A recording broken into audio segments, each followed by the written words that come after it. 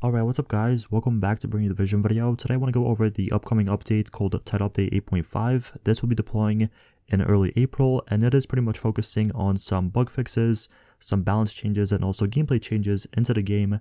And as you guys know, there's kind of a lot of issues going around right now, so this patch will be pretty much addressing some of them. Also later on in April, there's going to be another update, and this will be focusing on exotics and talent changes. A lot of the different stuff is going to get kind of buffed and kind of reworked, so I want to go over that as well in this video. So if you guys enjoyed the video or find it helpful, don't forget to leave a like, subscribe for more videos, and let's get right into this. Okay, so the first thing I do want to talk about is Title Update 8.5 that is coming in early April. So the first thing we do have is bug fixes. So they're fixing an issue causing graphics issues and crashes on PC due to corrupted shader cache files, fixing an issue causing the loss of the Striker gamble stacks or not being able to acquire them, which is pretty good. As you guys know, Striker is kind of broken in the game. Fixing an issue causing agents to be unable to revive teammates, fixing an issue causing the league UI to completely reset. The league challenges will still reset for week 2, which will allow players to continue their progress. So these are pretty much the bug fixes. Moving down, we have some gameplay changes. So control points cannot be reset by changing global difficulty. Changing directives will not reset control points. This is a pretty good kind of change in my opinion, because like for some reason it's kind of bugged or glitched with some control points where they literally like don't get taken over. They're just there once you acquire them. So now if you pretty much get all the control points, if you take over them, if you have nothing to do, you could just reset your global difficulty, go to like heroic or go to challenging, and the global events or the global kind of difficulty will reset those control points for you. So again, a little bit more kind of content to do, I guess you could say, each day. Now moving down, we have balance changes. So the first thing we have is NPCs. So the BTSU support station, what they're doing to this is reducing tick rate of support station healing. The lead support stations will only provide overheal once per NPC, and also they're capping the heal amount a NPC can receive from the support station. So this is a pretty good change in my opinion.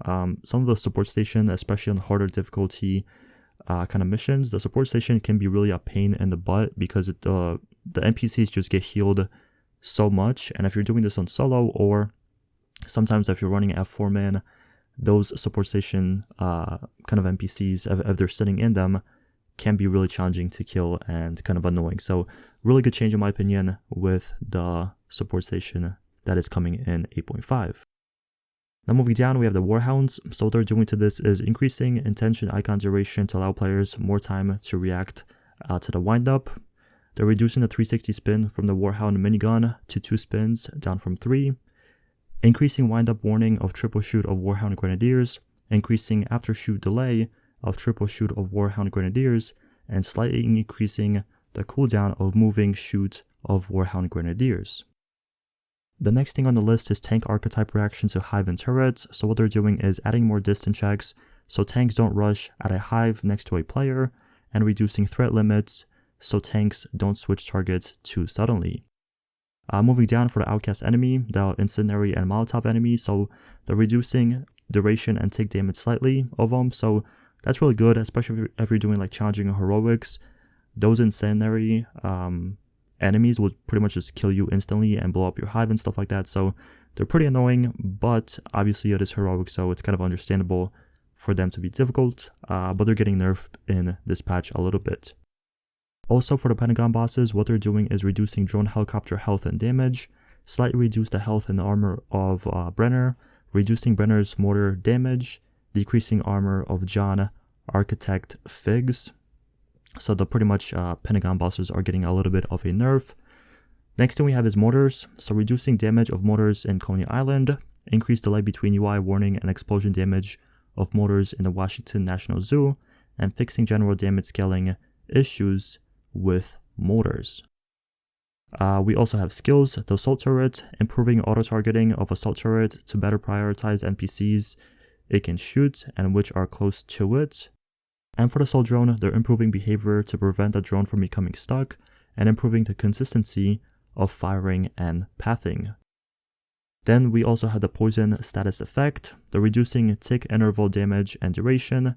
So this is pretty much the poison effect you get during some of the missions, which pretty much kills you really quickly and it's kind of annoying because like sometimes you don't even see the gas, nothing like that, and you just step in it and then it just kills you instantly, which is kind of annoying. I think there's like 2 or 3 missions specifically which this is really annoying to kind of play in.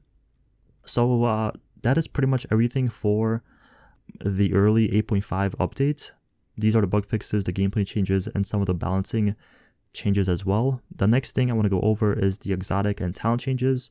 This will be, keep in mind, going up a little bit later in April. So the first thing on the list we have is the Sawyer's knee pads, and these things are actually being reworked.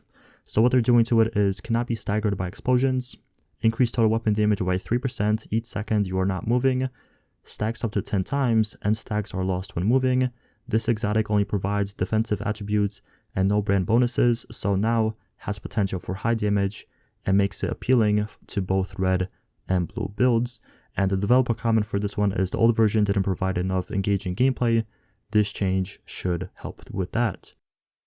So yeah, the Sawyer's knee pads are going to be a little bit kind of different now.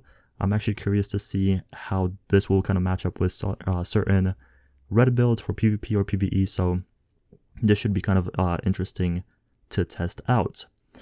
The next thing we have is the talent. This is called the Imperial Dynasty. It is getting a buff, so reduced cooldown to 35 seconds, down from 40 seconds, so it's getting pretty much a 5-second improvement.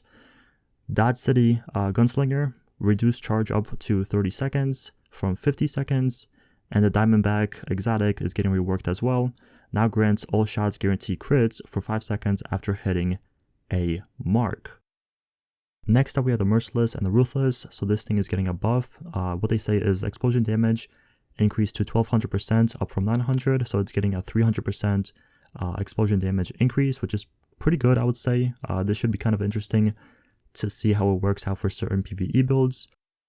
Next up we have the Attack Team talent, so this thing is getting reworked. So what they're doing is the last enemy you have damaged with a skill is marked. Dealing weapon damage to the enemy consumes the mark to reduce active cooldowns by 6 seconds. Cooldown 4 seconds, does not consume mark if no skill is on cooldown. So this thing once again is getting reworked. Then we also have Reassigned. This is getting a buff. So killing an enemy adds 1 round of a random special ammo into your sidearm. Reduced cooldown to 15 seconds, down from 20 seconds. Up next we have Tamper Proof. So this is actually getting reworked. And what they're doing to it is enemies that walk within 3 meters of your hive, turret, or remote pulse are shocked. Arm time is 2 seconds, and they also increase the cooldown per skill to 10 seconds, up from 5 seconds. The next talent we have is called the Empathic Resolve. This is actually getting a buff, and what they do is repairing an ally increases their total weapon damage and skill damage by 3 to 15% for 20 seconds, up from 10 seconds, and you're also getting a 1 through 7% if self. So it's getting a pretty nice buff. It's pretty much getting doubled. So before it was 10 seconds, now it's 20 seconds. So it should be a pretty nice talent to actually use. And then the final thing we have is called the Creep and Death. And what they say here is when you apply a status effect, it is also applied to all enemies within 8 meters, up from 5 meters of your target, reduced cooldown to 15 seconds, down from 20. So again, this is getting another improvement as well.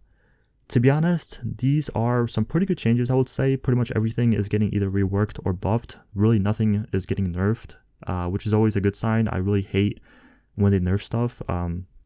It's been like that since like the Division 1. They always just nerf this or that. Now they're kind of taking a different approach and just either reworking something or just buffing other items as well to make them a little bit better. So really good changes in my opinion. We'll see how these actually play out in game, because on paper, you know, it might seem good, but actually in game, it might be useless or it might be just not as good as something else. So on paper, it seems good, but again, we just have to kind of test this out in game and see how it actually is.